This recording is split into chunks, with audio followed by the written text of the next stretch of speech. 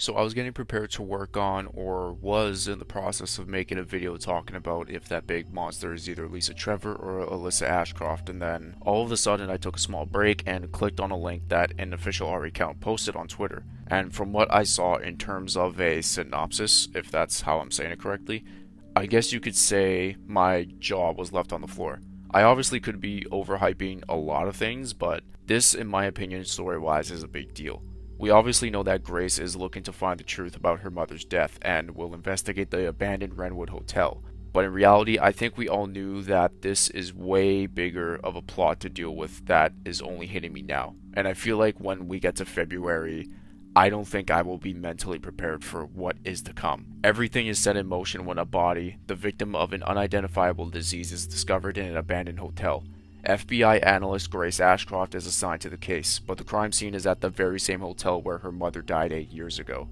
Grace prepares to finally face the past and makes her way to the scene, but this one case leads to uncovering the hidden truth behind the outbreak in Raccoon City, the biological disaster that shook the world. Will this be the Requiem that finally lays the memories of that abhorrent disaster to rest? There's obviously more to read involving the entirety of this website, and if you guys read it yourselves, it will be in the link of the description down below. I had a really big feeling that Grace wasn't just going to be the only one that had a Requiem, if I'm putting it in that way correctly. But again, it's all going to depend on who exactly is going to be that second protagonist in this game. And I feel like even if it's Leon, Jill, Chris, Claire, or anybody in this RE universe, I'd even consider an Outbreak character, it just wouldn't feel right, well, more so with the main four, and I'll even include Ada as well, that they're not all there.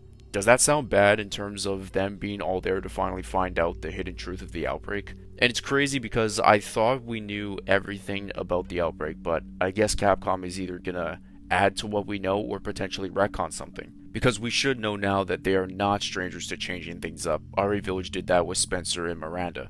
Speaking of Spencer, we have to talk about him and, again, the villain in the chair. I'm starting to lean towards the Spencer theory now because you gotta think here. In a video from one of my friends that he said of all the RE games we've had in the past, we never had the opportunity to have Spencer as the main villain. And what's crazy is that I have a feeling there is another villain in the shadows waiting to be revealed, and I have no idea who it is. We can obviously speculate about Alex Wesker, Brandon Bailey, or just the connections in general, you name it. If Capcom is standing on business saying that this is the end of the Raccoon City story, I feel like you need Spencer in this game. Wesker, I think he's dead and he died at the hands of his rival, and I know people want Leon to clash with Wesker, but there's legit no correlation there whatsoever, to the point where it's like you can feel the eventual setup of a battle, and you just never got that. It was always flat or there was just nothing there. Basically what I'm trying to say is that if you brought back Wesker and Chris isn't in the game, then there is no point in my honest opinion. We could obviously say that for other characters and villains, but that correlation with Leon and Wesker, I just think it's harder to believe compared to the others. Now obviously this can be blown out of extreme proportion, and possibly this can be a new enemy, which makes me think Brandon Bailey should be the guy, but I've went over this multiple times. Regardless, I think the main thing about this villain is he or she, if this girl is in the shadows, needs to be a former Umbrella employee or ties to Spencer. So I just woke up from a good sleep because I was recording that last night, and I posted this on my community tab, and one of the comments down there kind of appealed to me in a way. I'll read it for you guys. The firefight between the Umbrella Security Service and Birkin is still the initial cause of the outbreak. What may be revealed, however, is the power struggle between the US government and Umbrella that caused the firefight. Birkin was in contact with the US military. Chief Irons and the mayor were paid off by Umbrella years prior. Umbrella planted Wesker in the STARS unit, all while rivals like Ada were already sleuthing around Raccoon City trying to besiege Umbrella's work. The city was already being set up for disaster. It's a matter of who pulled the strings that led it to that point, or even possibly allowed such events to transpire. And it just got me thinking, like, who of all people would be pulling the strings? Because I feel like you would have to include somebody that has already been a part of the games. And I'm just feeling so weirded out, in a good way, I should say, about how there is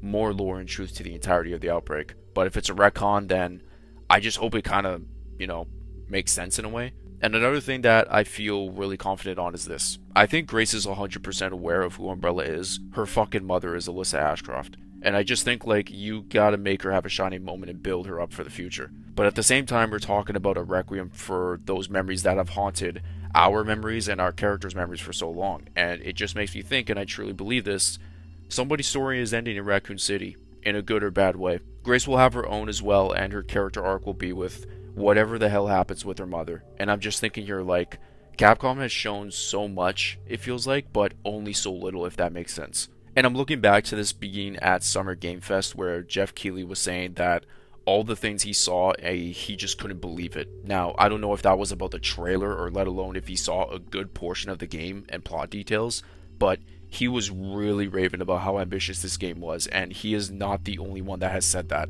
Sphere Hunter has talked about the ambition, and even if people don't like him for who he is, Dusk has said it for years, and look what's happening now. I'm not mentally prepared, and I don't think I will be for as long as possible, maybe even when I'm playing this game. And I guess this is what ambition gets you. The end of the story that got us into this franchise, and I'm more intrigued on who or what was really behind it all. Because if you're going to tease this, it has to be the biggest Bond drop. I think for me personally, it has to be bigger than the Spencer and Miranda thing. And I honestly don't know if I can come up with anything solid, and kudos to Capcom for having us think this. I'm sure Grace was aware of Raccoon City as well. She has to be, and I think everything may have been publicized about that city in the RE universe. But I think we're going to be exploring not just the city and ruins of Raccoon City, but more so we're going into an area that we've never knew that existed in the city. And that's where I believe where you end up getting the reveal of the hidden truth. What makes me curious is if Grace is going to be the one to uncover this truth, or is it going to be a legacy character we all know and love. Also, I have a feeling that the FBI is shady in this game. I don't know why, but a couple people in my circle have said it, and I low-key see the vision. But regardless though, I'm starting to think whoever the second protagonist is, I can feel that it is their last game. Whether if they live and go off the grid, or they die. It's one of the two in my opinion. I want to ask you guys a really big question, and maybe you can think of something better than I could. What could the hidden truth be?